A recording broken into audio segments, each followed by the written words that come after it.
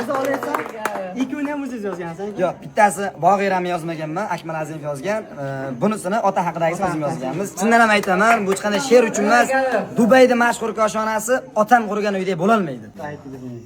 Ona haqida aytilgan joyda ota haqida aytilmasa bo'lmaydi. Otalarimizni, qalqonimiz, suyanchimiz, tog'imiz. Dubaylarda qadr oslabdi koshonalar. Kimdir yetib, kimdir unga yeta olmaydi. O'sha mashhur Dubaydagi koshonalar otam qurgan uydek aziz bo'la olmaydi. To'g'ri, otam qurgan uyning zarlari yo'q, toshlari ham oddiy toshdir, marmar emas.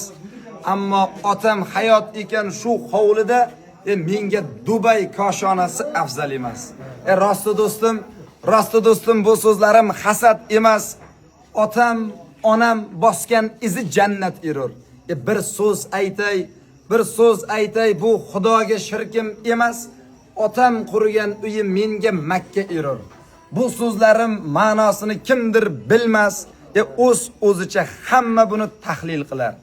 Ammo buning ma'nosini sizdan ham ko'p otam sochin oqartirgan yillar bilar. Aka Gap yo'q. Hammaga ham shunday. Ota uyimda o'zim xotirjam his qiladigan joy. Hammasi o'zimiz deb